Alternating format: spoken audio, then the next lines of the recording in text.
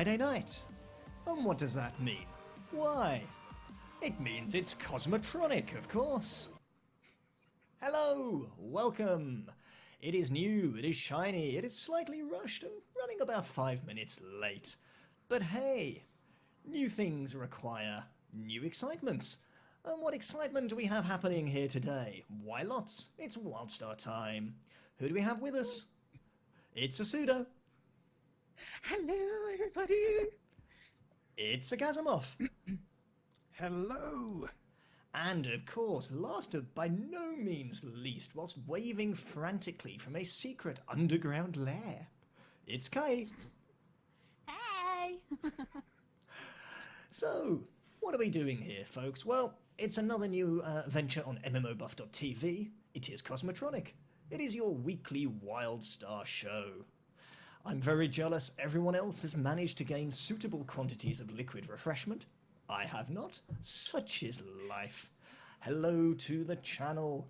But more importantly, let's find out what we're going to be talking about this week. Cosmotronic. Okay, so we have an action-packed agenda for you. We're going to be discussing the WildStar World Tour. It's come to a close? Well, almost. What's it? MCM Comic Con in London will be starting very shortly. And Mark Anlath will be doing a stage show on Sunday the 25th. We'll be discussing Sneak Attack raids. We'll be looking at the WildStar Wednesday news that just came out. And we'll be covering the armor types information that emerged on the WildStar Central forums. And to be wrapping up, we're going to be discussing the EU community team and just what they might be doing hanging out over at Carbine Studios in the States. So that's the topics that we're going to be covering today. But, Misbah, back to you. So, for anyone in the studio, for anyone that's not had the pleasure of running into MMOBuff.TV before, perhaps a few intros might be in order. Perhaps you should bounce to a few people and they could let us know who they are, what they do, why they're here, and what is it that's got them excited while they're waiting for WildStar.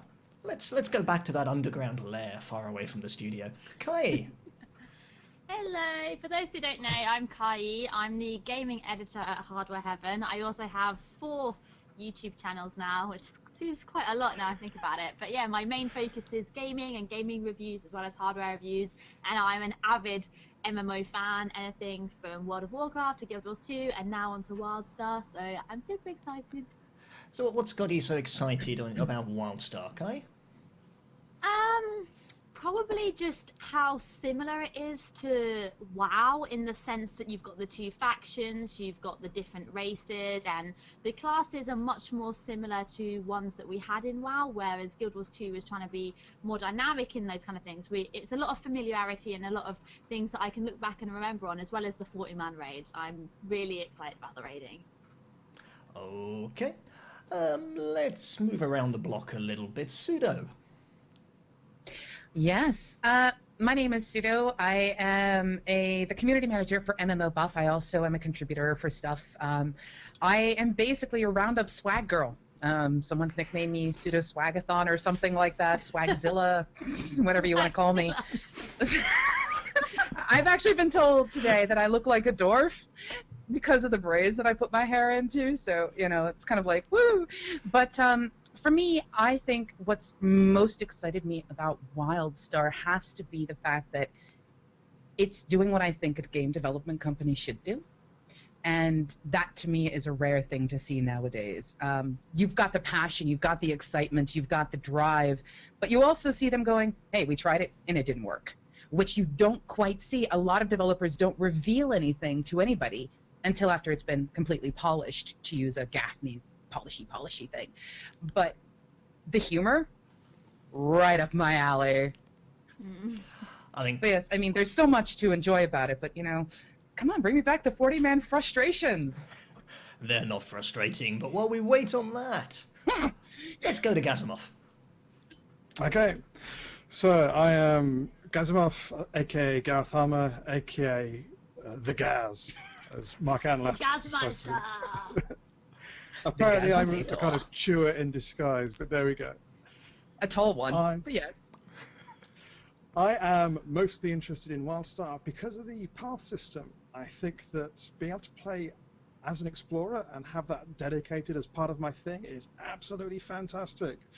One of the things I really love from MMOs is being able to just enter this huge world that's being built by a team of developers and go and explore and find hidden areas, little Easter eggs, little interesting things dotted around. And the fact that they're loading in content specifically for those kind of people, really, really nice touch, I think. Okay. Well, let's bounce it back in this direction for a moment. Well, I was getting a notification about some stream settings, so thank you, and hopefully that's resolved. I'll just look for the chat to see if that is or not. We're bound to have a few little gremlins while we put this particular production out for the first time.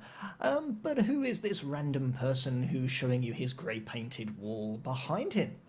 Well, this would be the Misper, otherwise known as Misper, less of the, otherwise known as Martin D. Been lucky enough to be involved with Enigma now for about 9 years.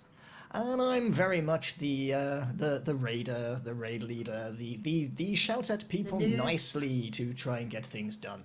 And as to my part in the equation for WildStar, well, incredibly excited to get back into what I hope to be some competitive raiding that, you know, brings out the best in organisation and teamwork and all those good things that unfortunately have gone the way of the dodo in recent years. And 40-man raiding, bring it on. Sooner the better, more the merrier. But that's not our only topic.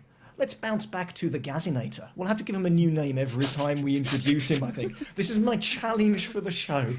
Every time we cut to Gazanov, he gets a new name.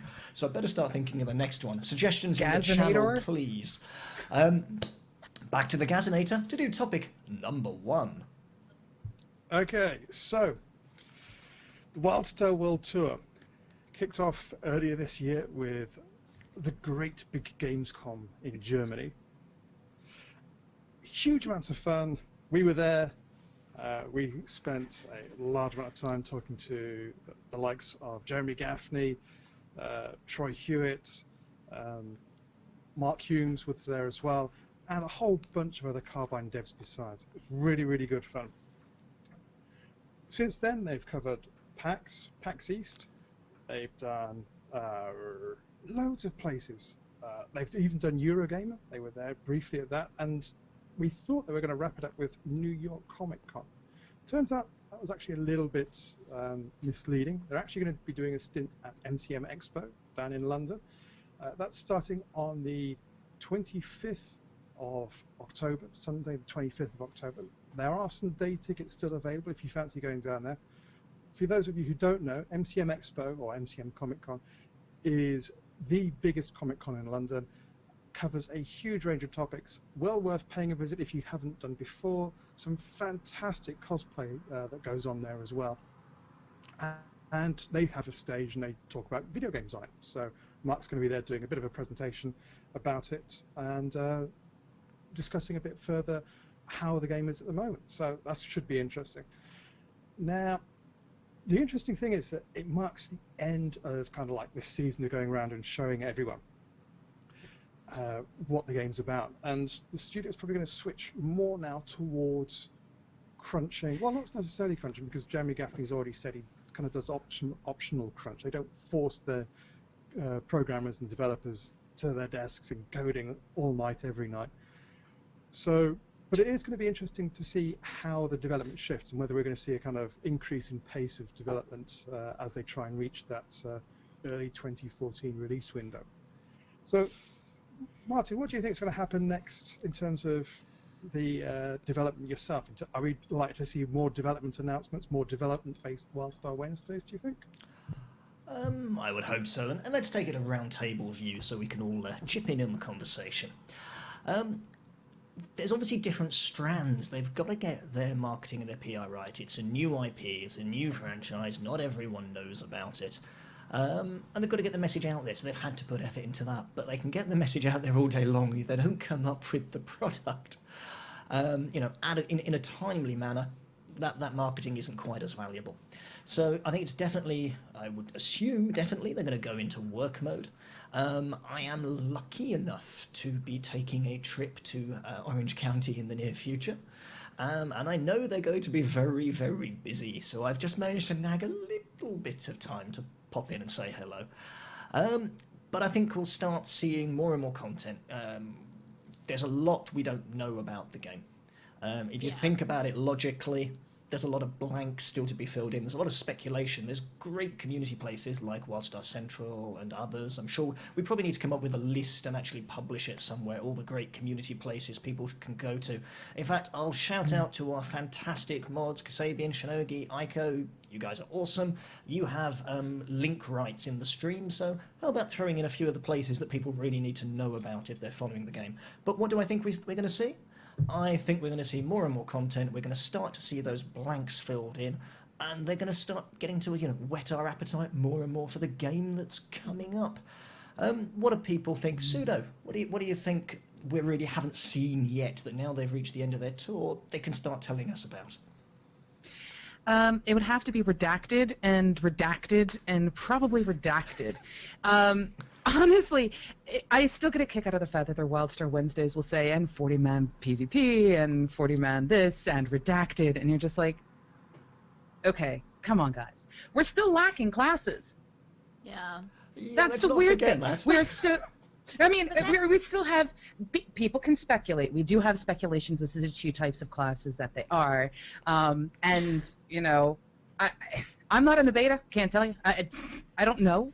I can speculate. There is speculation, but there's also kind of mild fact when they put like the artwork of the classes on stuff display. Everyone can see. Yeah.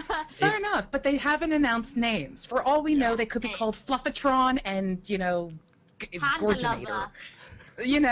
We have no clue what their names are going to be. For me, though, I think what's interesting is they've teased us at the very, very start with things like the Elder game, which is where at least it drew me in, because I'd seen the previews of the show or previews of the game, etc., and I was like, yeah. And then they started discussing all this awesomeness involving Elder game, and I'm like, what?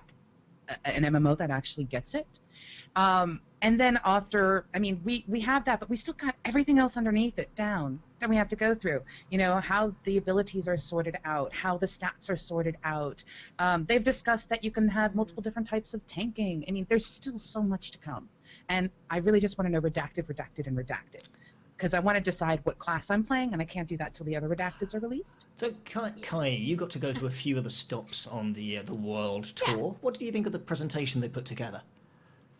I think they've really given something different at each one. For example, at Res, they just had kind of a simple, I think if I remember right, it was like 10 computers. People could just come up and play, and they had loads of community managers as well as some of the dev team from America, and you could just sit and chat to them. It was very personal. You could ask your questions. You could say, this is what I think of the game. This is my feedback. And then you could have a conversation, which was really great. Something at Gamescom was much, much bigger. It was like, this is our game, a big stand. You had loads of people there. You had the big Granok, you had the presentations, and if you were press, you got to see the dev speak before it came out, as well as a ton of other videos. So I really like that they're having kind of those personal one-to-one sessions at the smaller conventions, but then having the bigger, show-stopping ones to really advertise their game. So they've got that good balance between advertising and giving something back to the fans that have been supporting it for a long time. So I think they've done a good balance.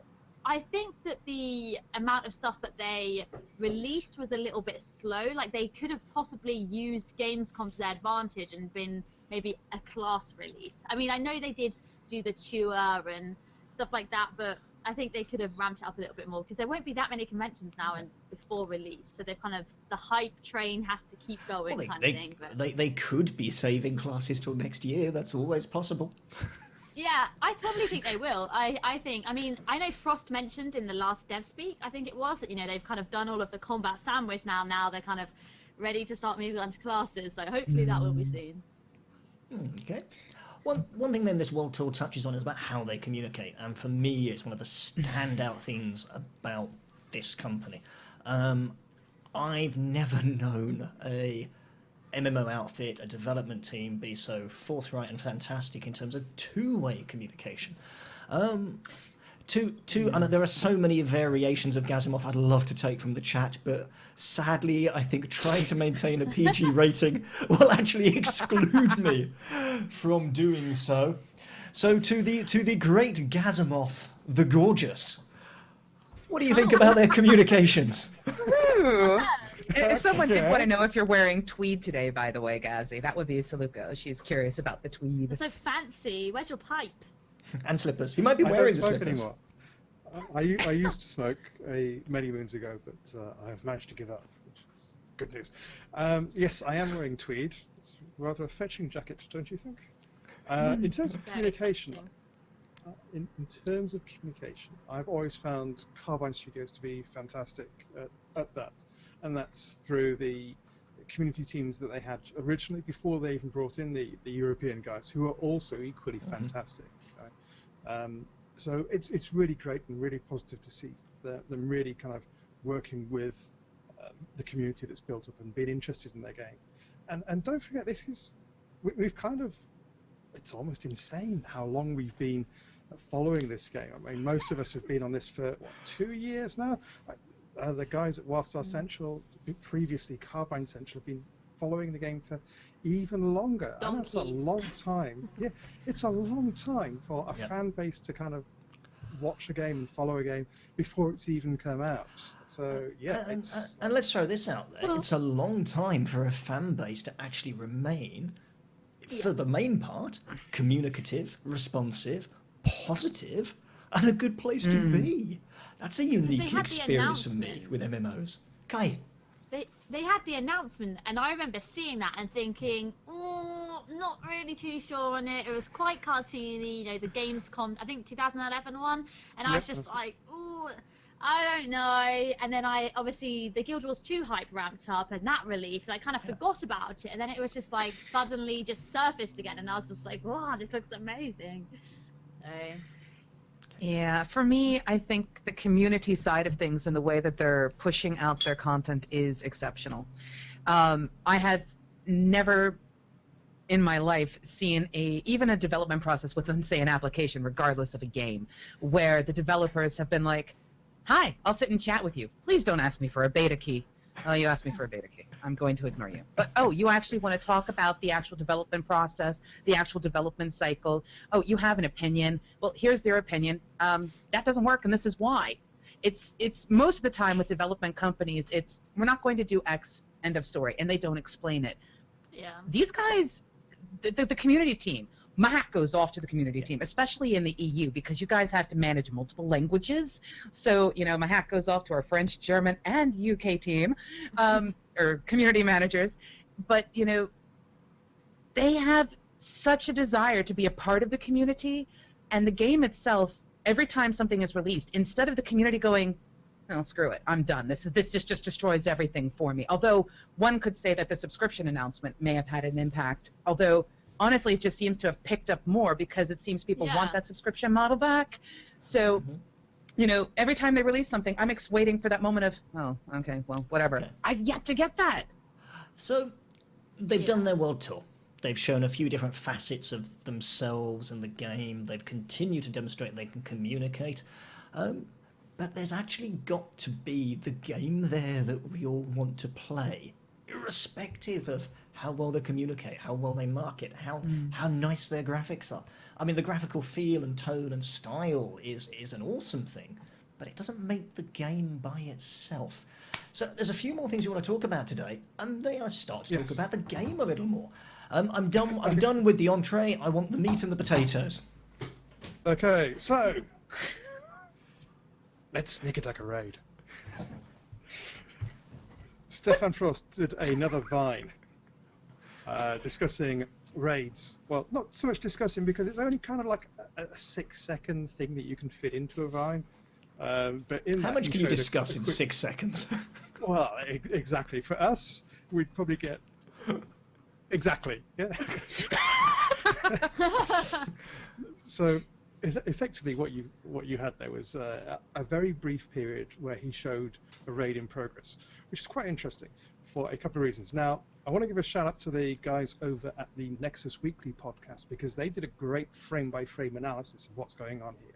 So I would recommend that you give that a listen to, just for that really in-depth analysis of what's going on, because they were really breaking down the interface components that were displayed. Again, links, please, if someone has them for the channel. And that was fascinating, and hats off to the guys there for doing that.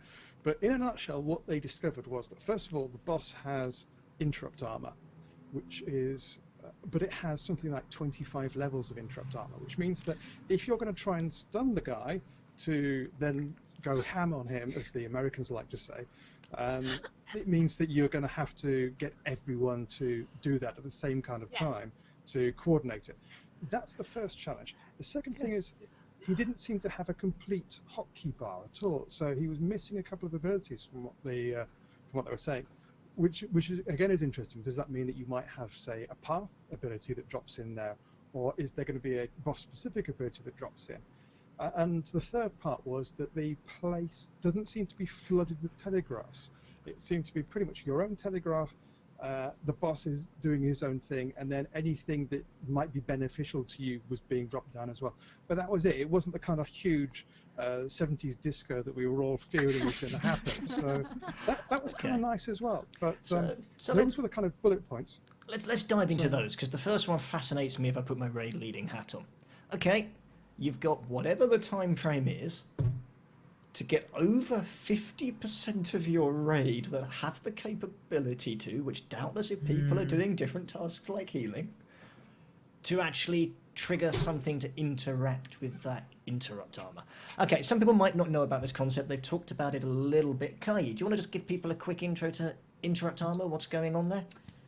You're testing me now. Okay, so basically, if I relate it to previous MMOs, a previous MMO you would see normally like a cast bar that a boss or a player was casting, and you would interrupt it, and that would simply be it. They were interrupted. If it was successful, most interrupts didn't work on certain bosses and things like that. How it works in WildStar, if I'm correct, is that you have interrupt armor, and you have to actually break down that interrupt armor, and then they are susceptible to being disarmed or stunned or interrupted or anything like that. And players have interrupt armor as well, which means that if, for example, you're in PvP, someone just can't just mass interrupt you. They have to break down that armor first. So with the boss having 25 interrupt armor, that means it needs to have 25 interrupts on it before a single interrupt will actually interrupt it. So we don't actually know the time frame yet, I think. I'm not sure. So you'll have a time window where all of those interrupts have to get in, and then you'll break it down and you'll be able to interrupt him. But obviously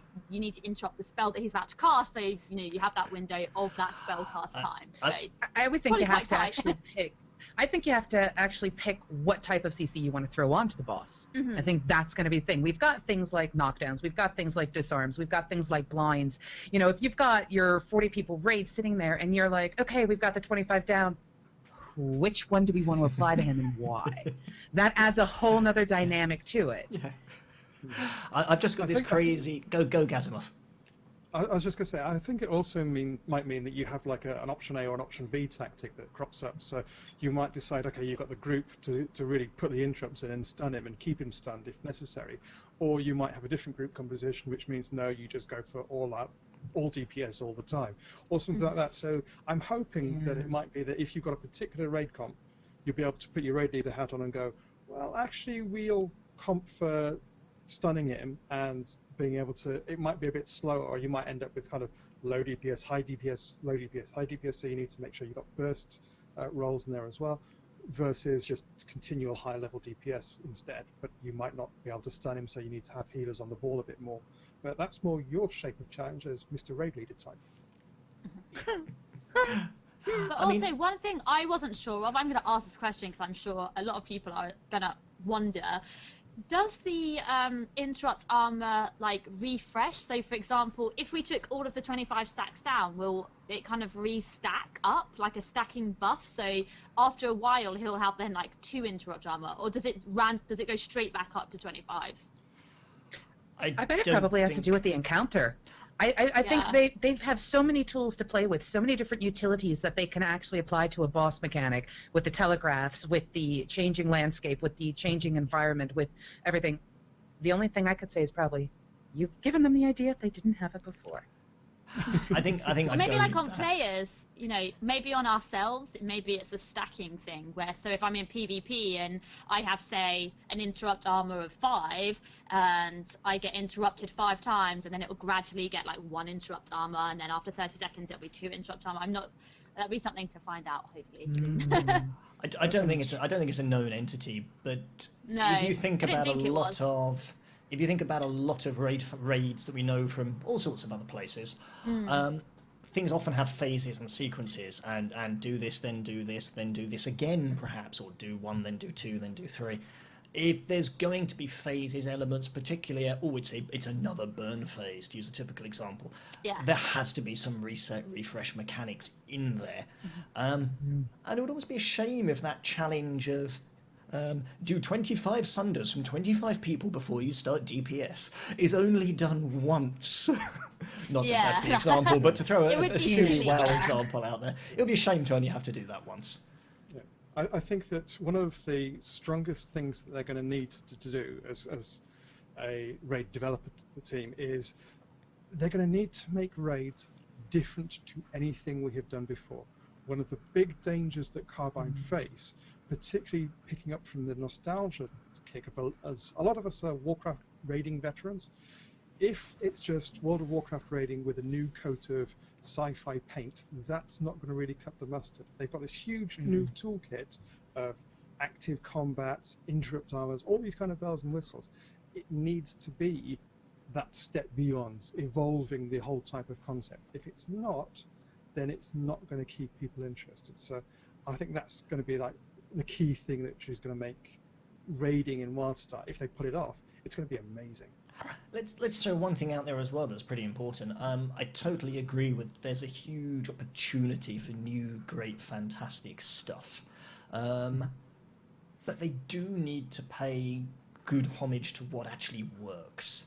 There are some great encounters and mechanics in other games, and to totally ignore those would probably be as much of a mistake, because if they want to capture that nostalgia, those amazing gameplay elements that we remember from various iterations, and let's throw WoW out there, and others will throw other games out there as well.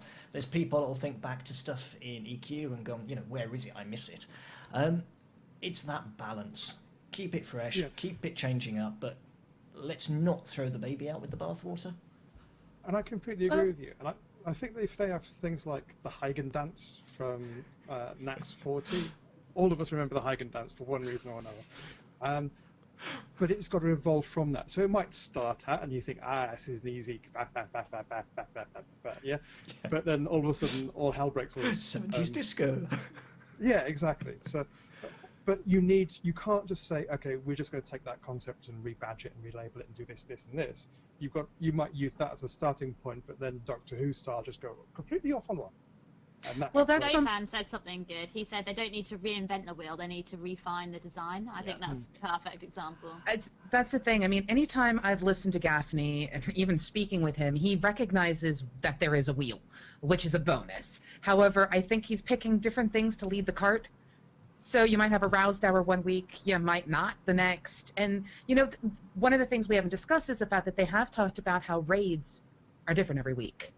And how one week it could be as simple as the Million Idiot March, where, they lift the cap up and 200 people can charge the boss. Good luck with that. And then the next week it's the most difficult thing that only the top 1% of players can do. The next week it's easy enough that the very casual players can get into it. The next week it's somewhere in between. And then the next week it's something different. That alone adds a variety for the rating side of things. Yeah, and when we talk about that, we're touching on what they've talked about having a dynamic element to raids. And I don't think we're saying, this week there's 14 bosses, and this week there's 17 entirely new ones that are joined at the hip, or anything strange. That would just be a development nightmare. Awesome. Please, development studio, can we have a new wing of raid bosses every single week? 17 raid bosses for a place, and 3 randomly appeared. Have fun. I'm all for that kind of challenge. And fight them all simultaneously. That won't be Gosh. happening, but they have talked about something really fascinating to me, and that's dynamic raids. And we're yet to really see and understand the form that takes. But they're talking about the challenge being different, maybe the strategy being different, and of course the difficulty level, and the we need to work it out cycles changing all the time as well. What do people think about that?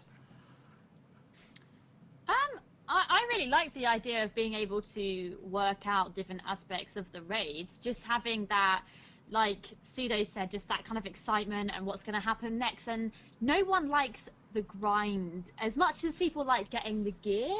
The grind of repeating the same raid over and over and over again isn't that fun. So you're having a little aspect to it that will be fun and interesting, even once we've kind of downed all of the bosses and maybe nailed all of the mechanics and things like that. Still having that mixture will make it interesting. I can't remember the exact fight, but there was one in World of Warcraft, and I think it was in Cataclysm, where you had a different combination of dragons. If someone... They spawned in different order. Yeah, they spawned in different order. So you had like a healing one, you had one that did more damage, and I thought that was great because you'd on the server everyone would be like, okay, this week it's this one, and you'd know on reset, and you could prepare for it and things like that. And I think that just adds an aspect to the community as well, having that kind of, you know, the top people will report down what we've got each week, and everyone can kind of prepare and get ready. And I think that's fun. I actually wonder. Oop, Go. I actually wonder, and I think this would be kind of cool, but at the same time, I think it would be a bit of a challenge with the random mechanics of it. If 1 week, you know, we have the people walk in and the top tiers spend an hour of their raid time just dissecting what bosses happen to be present, what the terrain is actually doing, and then realizing that this week they don't need the tank that absorbs everything. They need the tank that dodges everything. So the tank has to then go and respec, and then they report all that stuff down. That kind of dynamic could be fun, but also a bit too much. Well, that's something I was about to, a point I was about to make, is if we've got dynamic stuff going on, what's that going to do to the idea of raid comps? So you know that when you go to the greater halls of the upper, lower, left, right beast, or whatever it might be called, you take 14 tanks, 16, 2 ocelots, 15 healers and 1 DPS, because that's what the upper, right, left, down, up beast needs. But what happens when it's something else? So can people say, yes, we want so many tanks on our roster, we want so much DPS on our roster, and how much variation are we going to see? I think it's having a viable team, isn't it? It's having WildStar very much focuses on roles that can do, classes that can do multiple roles, and I think we have to, if you want an MMO that's going to evolve, you need to evolve as a player by saying, I'm not only a healer, I'm a person that can DPS and heal, and possibly even tank, if there's a class that can do all three. So I think that's definitely one thing that people need to realise, is that, you know, you can't be in your comfort bubble of being just a spam healer or a tank all the time. I think you need to be versatile, otherwise you won't be in all the raids, and I think that's where you have to be quite strict. They have definitely... Go ahead, Gazzy. So I think that's a very valid point. In World of Warcraft, I used to play a mage almost completely, which was fantastic for some reasons, but it meant that I only brought the DPS. And don't get me wrong, I love bringing the DPS. Did you not mage, tank, and gruel? No, I didn't. I had one of the other schmuck mages to do that for me. Did the other schmuck mage also dispense drinks? Was that not part of your list of duties? Yeah. He did the drinks, he did the tables, he did the tanking for Gruel, he did it. Yeah, my responsibility was to be top of the meters, and that was it. So, anyway. And get all the loot.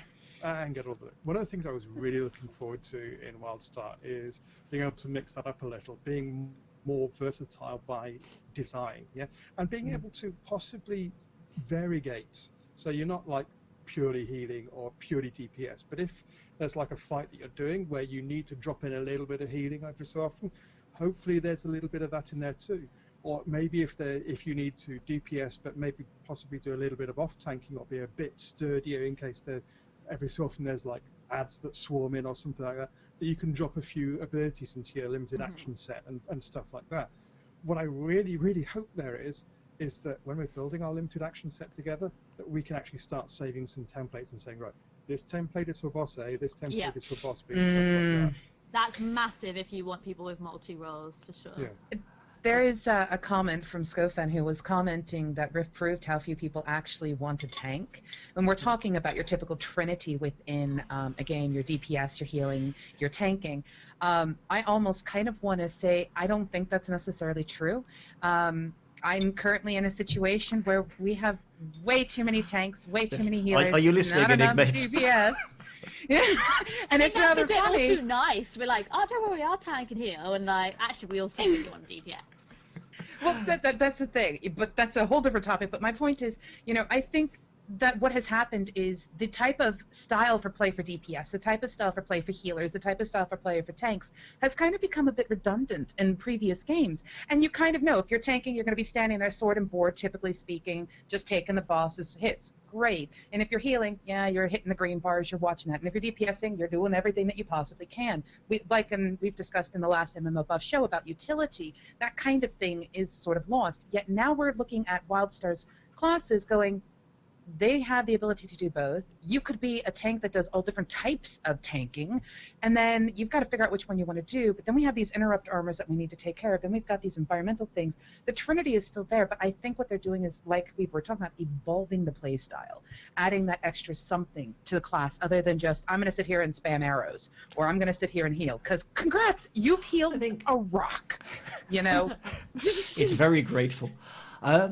I think that we can actually say... The granite really is.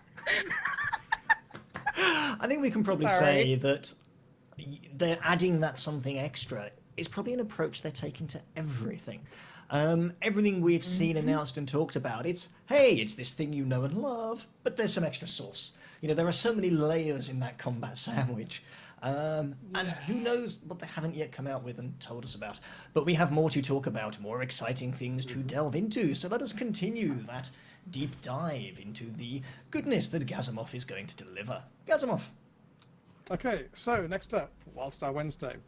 And this time, unfortunately for you guys, you won't be flying on this ship. You'll be on the rust-propelled Winnebago that is Gambler's Ruin. But for us in the Dominion, we will be flying in style. That's rubbish. Because I really want to be electrocuted the entire way. Not to mention pay for the upgraded masseuse. We should be on the Dominion Arc ship Destiny, the crown of the Dominion fleet. Every single convenience the Empire can provide is available to other people and not to you, because you probably won't be able to afford the first class ticket. Exactly. Good sir, you mock me. However, you can easily get yourself upgraded as long as you devote your entire life, sanity, and every dime you make to the Dominion in the future. Welcome to service. Indeed. Exiles for life! Woo! Exiles! We, however, will be sitting around drinking and playing poker. Yes. In a ship that's held together by duct tape. It works. Exiles don't have duct tape. We don't believe in harming animals for tape. No, we use real live ducks.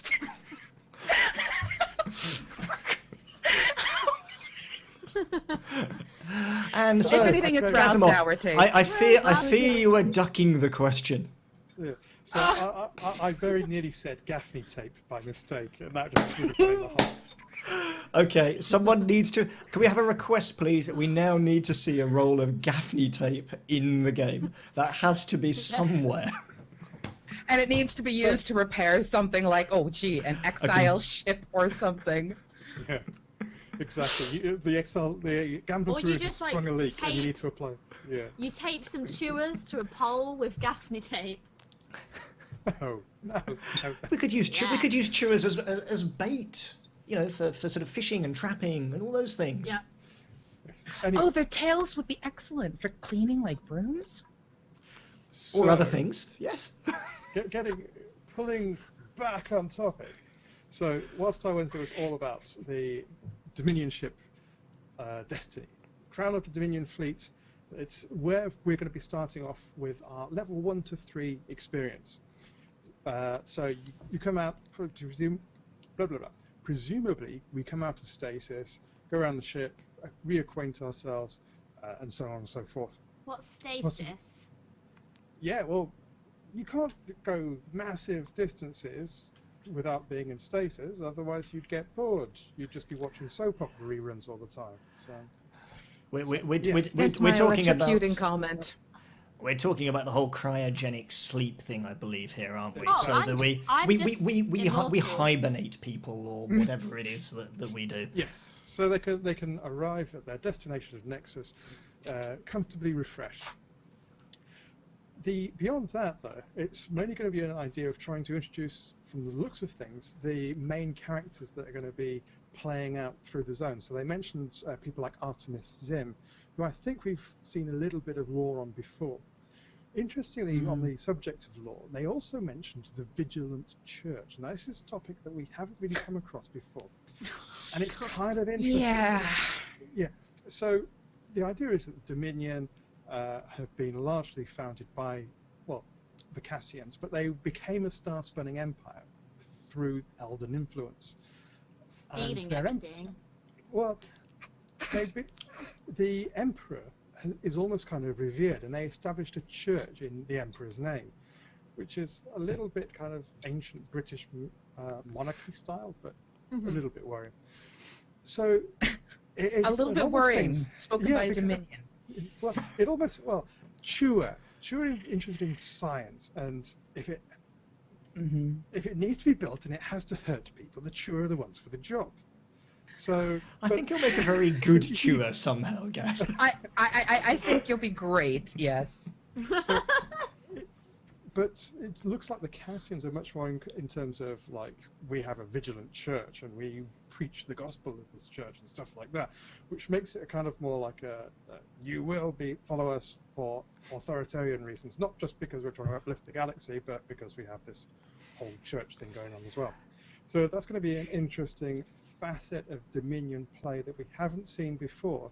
And I think some characters who are a bit more kind of like, we're doing this to improve the galaxy, or we're doing this for science, are going to look at the church and go, that's a bit oddball.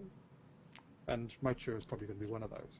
For science. Well, let's jump back to round table. Let's talk about something else that is probably quite important at the start of any game.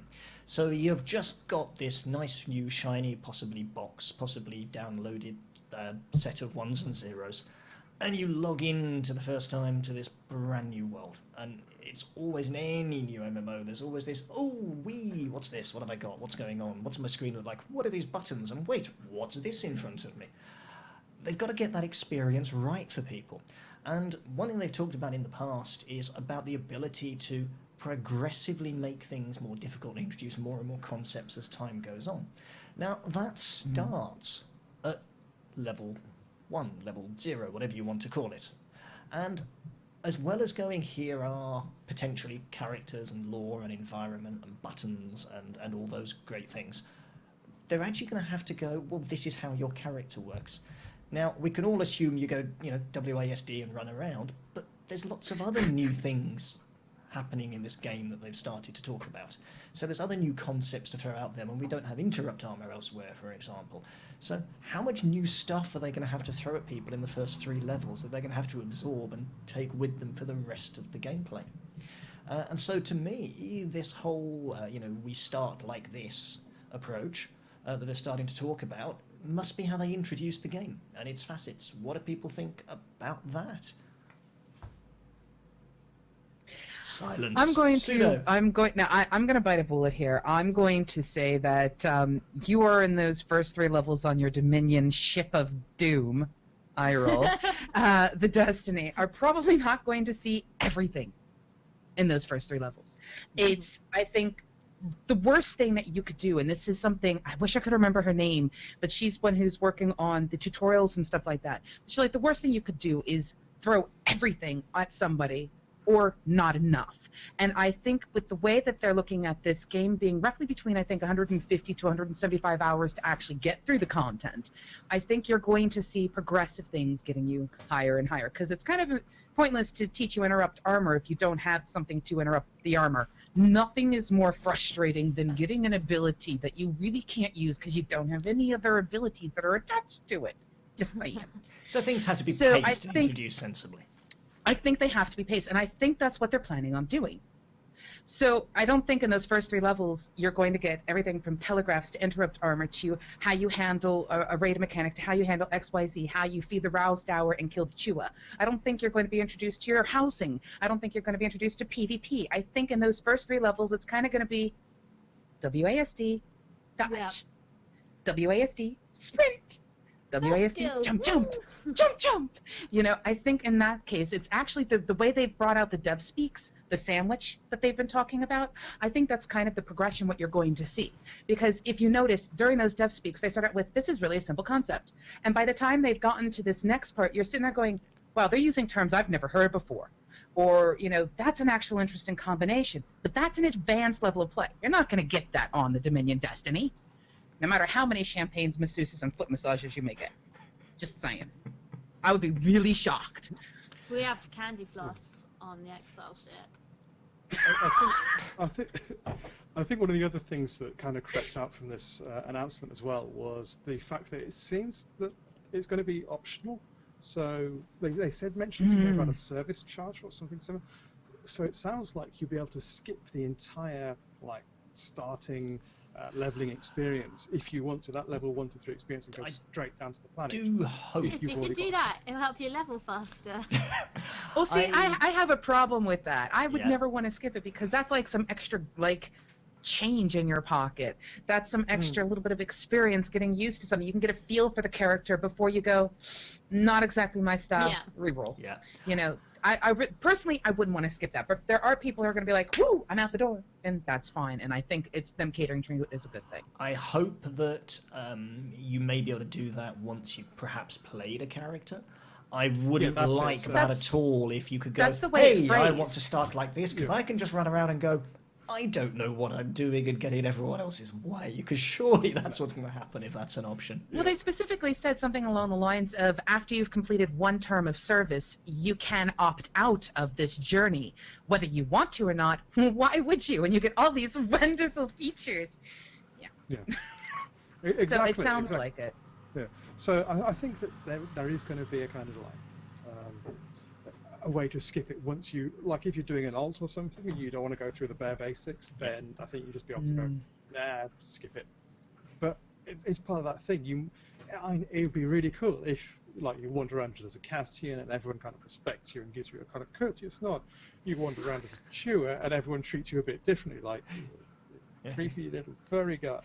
That's exactly how they're going to treat you the whole game. Yes. Kill it with fire. Did the Cassians have rent to kill? I don't believe so. I'm sure they've got exterminators. So what the Dominion don't realize is that the Exiles were actually produced not to run away from them, but as this giant experiment on how to get rid of the Chua that they created inside their empire. Sounds legit to me. So what else? Conspiracy theory. What else do we know that's new and shiny, Gazimov? So, on the subject of new and shiny, loot is always new and shiny. Woo!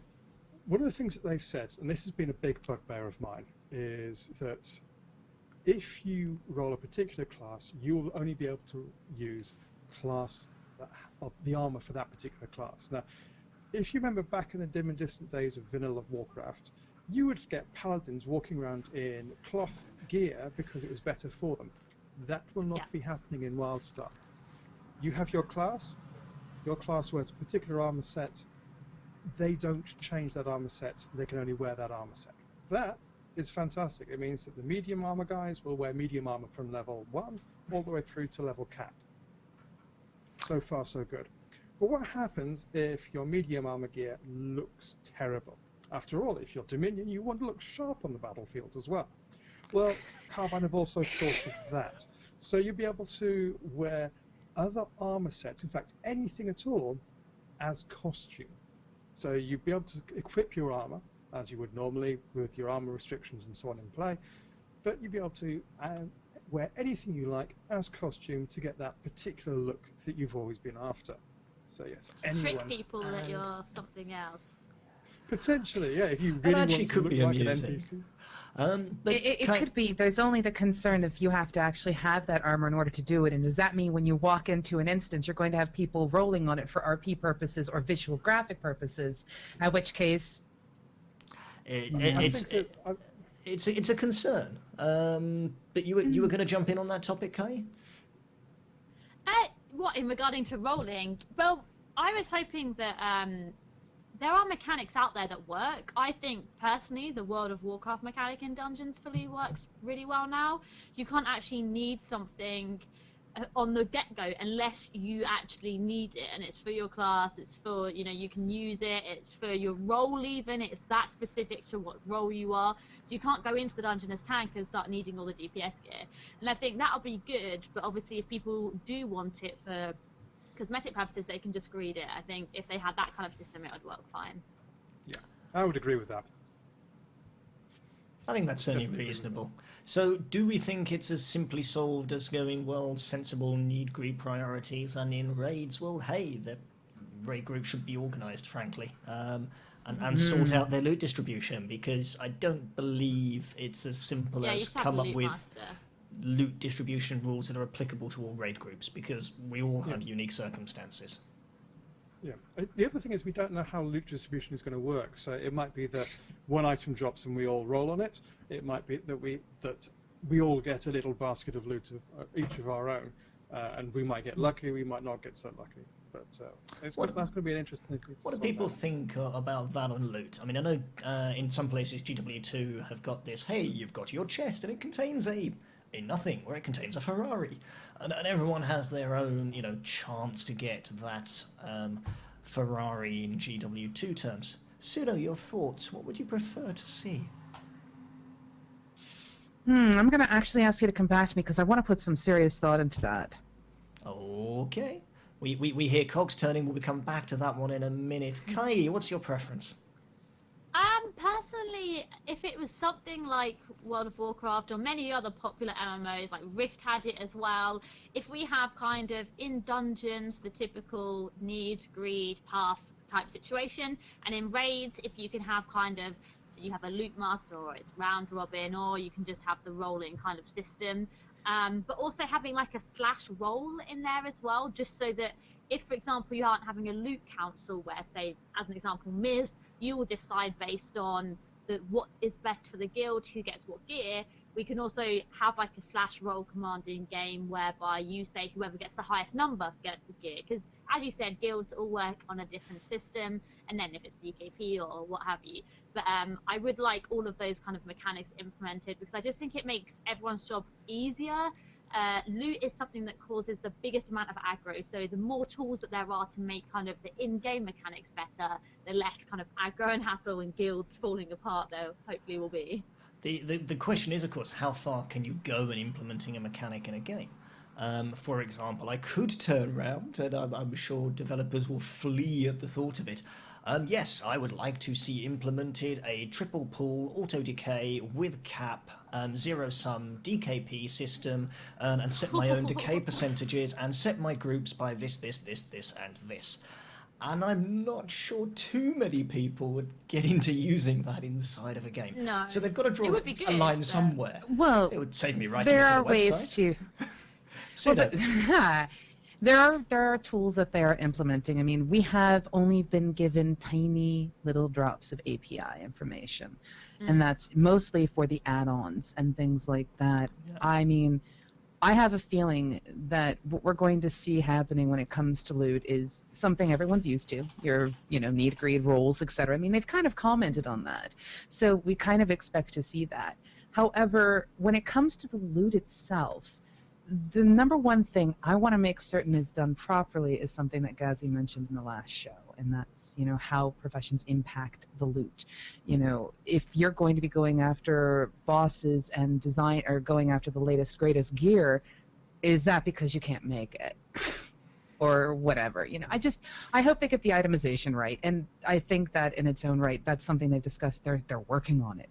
They really haven't released a lot of information about itemization. Yes, we know that your class is stuck to a particular weapon.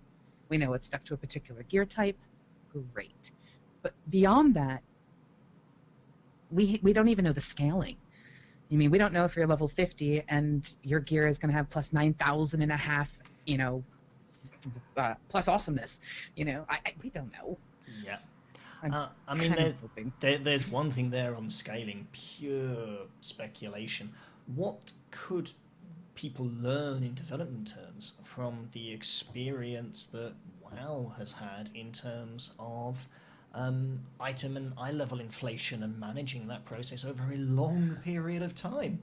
Because I'm quite sure, and this is more of an MMO buff topic perhaps, but we touched the other day on how would you design item scaling if you knew your game was going to last for 10 years?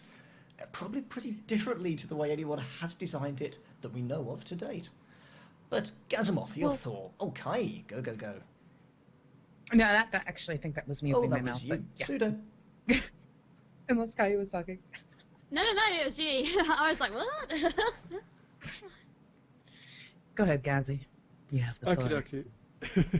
So, I think the big problem with loot systems in general, and this is kind of going off on way of a tangent, and DKP systems, is that each group is different. Each group decides how they want to distribute loot differently to serve their own particular priorities.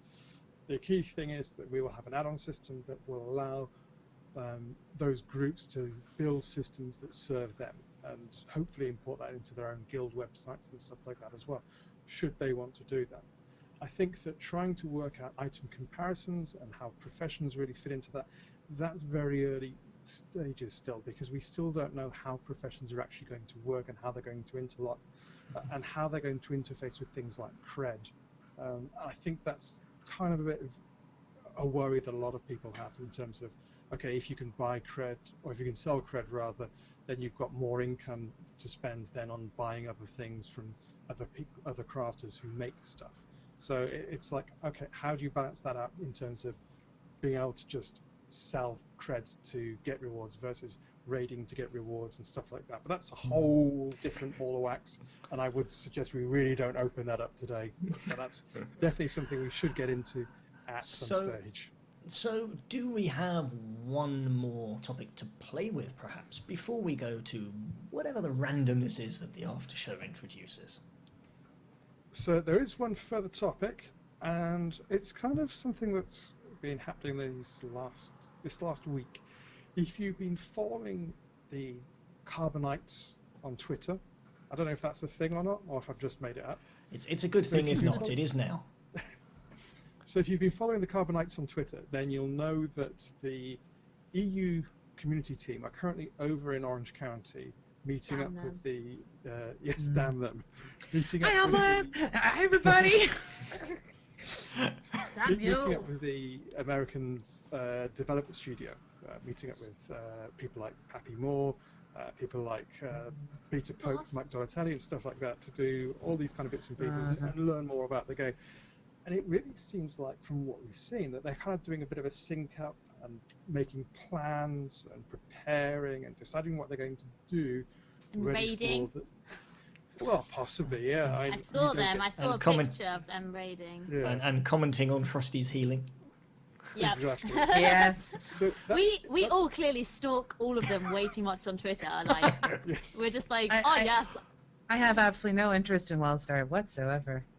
I promise. So the interesting thing is going to be, okay, what's going to be happening over the next 3 to 6 months? Because that's really going to be the crucial time. Maintaining the momentum through 2 big console releases, even though PlayStation 4 seems to be grabbing most of the limelight at the moment for the wrong reasons, but 2 big console releases, Christmas, Thanksgiving, New Year's, and hopefully a launch not long after that. So they've got a lot of work to get through to maintain the current levels of interest and not to let things dip, but to keep things building for that launch in early next year. And that's really, they're going to have to really come up with some fairly nifty plans for that. I mean, we will all be there anyway, but we're not the people that they have to convince this is something that's worthwhile doing. So they're gonna I'm wondering if... Oops, sorry, go ahead. No, I was going to say, dive right in, Sudo. Well, I was going to say, I'm wondering if from a development and marketing perspective, if they're waiting for that lull to then go, Redacted 1 and Redacted 2 classes. because you can kind of trend, you can see how things are going, you know, with the different campaigns they're doing, the different events they're doing, you know, the game seasons or the convention seasons are done. Thank goodness, convention plague, stay away from me. But, you know, because of the fact that in today's day and age, we're able to do that kind of trending, that kind of market analysis, that kind of data mining, etc. I'm wondering if they're waiting for that moment, that lull, where everyone's like, woo, new consoles are out, or woo, this, and then all of a sudden just this tiny little redacted what? Yes. Redacted 2. And that's just going to blow up the entire Twitter sphere. It's going to blow up Facebook. It's going to blow up YouTube. It's going to blow up the gaming channels. One interesting concept, of course, is we don't know how much stuff we don't know. And, you know, there's things that we know they have to have. Okay, we know there is raiding. We know there are raid bosses. Nothing's out there about them yet, but we're expecting those announcements. But what I'm interested in is what are the announcements that we're not expecting that we don't know about? Now, of course, we can't answer that. But looking at Carbine, I just have a hunch that, look, they're smart people, and they've got to have some entirely new stuff they've held back, in my view. Cosmotronic. Yeah, I would agree with that.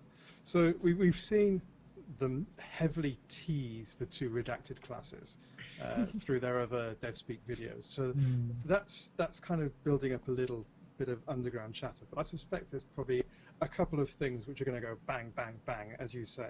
And we will be feeling the aftershocks of those coming out. I'm expecting to see, like, this is WildStar raiding, and it's going to be boom, and everyone's going to go, whoa. And that's not going to be like a 6-second vine. That's going to be a case of, this is what it's like, full on, in your face, really meaty. This is what it's like. I'm expecting a big war plot reveal to say, this is war plot PvP. Tons so of much questions. PvP has not been released. Yeah, PvP's been quite quiet. I mean, I'm sure Bartek will bring things out, but I mean, I know that the PvP people are sitting there going, come on now. Yeah. So there's all of those big reveals where you can do some really nice. I expect Disclaimer Guy is going to be doing some fairly meaty DevSpeak videos on that to say this is what we're doing. So I'm expecting more WildStar flicks, more big reveals, and this is going to be like, this is not just like the combat sandwich. This is like the meat of the stuff and the kind of oh wow experiences that we're going to be having in WildStar. I just hope when they do these big bangs that they don't do the bangs so close together that they overshadow each other. Yeah. You know, I kind of like the sort of pacing they've got, but at the same time, you kind of hope for a bit more meat, not just, you know, a little bit of a taste of what the gravy is going to be like. But at the same time, if you say 1 week bring out the classes, the next bring out the PvP, bring out the next bit of raiding, the next one, you actually don't give those different topics a chance to really be explored by the community. So you possibly I see the point, but how much stuff is there still to release? I mean, let's think about where we are now.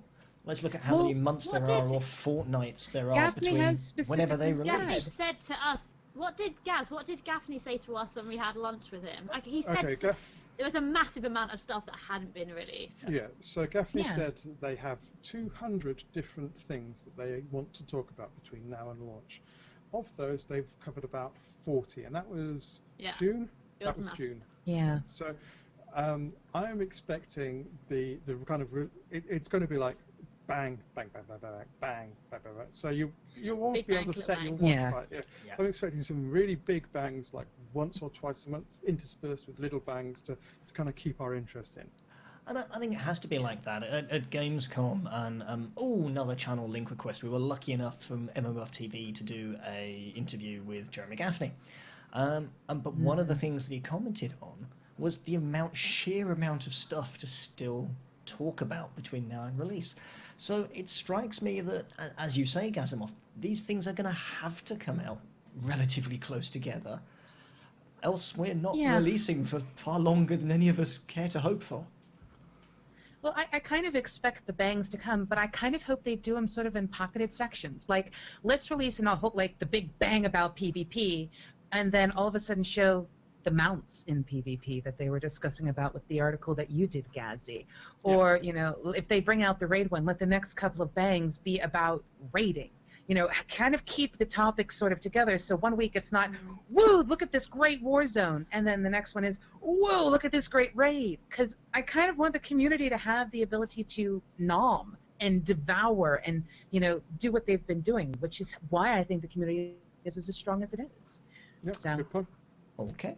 Good. And with that, I think we might have reached the end of our time here tonight. So, we're So going easy to talk about WildStar. It is, and there's so It went quite fast. much we haven't dived into yet that we're looking forward to covering. However, I think it's time to say a few goodbyes. I think then it's time to bounce back around the people while we do so, and then it's time for the after show, and we will pick up whatever the topics are the channel throws at us for a short while. So, those of you on YouTube, well, you're about to get credits. Those of you who are here, you're about to get the gravy on the combat sandwich. So tune in next Friday at 8 o'clock for Cosmotronic number 2. Tune in on Monday Yazzies. for MMOBuff.TV. But of course, there's other stuff happening as well. You wanted something else, Mr. Gazimov? Me? No. No, I was Pseudo just, just sort of said frowning at you Gazzy. pouring I gravy on was a pointing at sandwich. you. It's like, He's no! not here next week. Oh, Okay, no. you can put gravy on a turkey sandwich, but yes, I was actually commenting on the fact that Gazzy has decided in his infinite wisdom that it's a good idea to just, do something other than game or write about it or obsess over it, like a vacation or something. So he's not going to be here next week. Say it isn't true, Gazimov. I am off to the glory and the beauty of Wales for 2 weeks, give or take. Partly to celebrate the failure to blow up the Houses of Parliament on November the 5th, fireworks night. And Guy partly Fawkes. to, Guy Fawkes night. My in-laws are loosely related to the fella, so it's kind of got to be done. I know. Monty's a chewer. It says so much Jesus. about you. I was just about to say, it says so much about you. But also because it's Halloween as well, and we always tend to do something a bit special for Halloween. So it's going to be Oh, Gazimov, sorry, there was a pause. I dived in. no, go ahead. Then I shall carry on and take it away. So it is goodbye from Kai. Bye. It is goodbye from Gazimov. Goodbye. It is goodbye from Pseudo. Toodles. Apparently Pseudo toodles. She doesn't say goodbye anymore, she toodles. Toodle-pip. And this is Mispa on MMOBuff.TV signing off the first episode of Cosmotronic.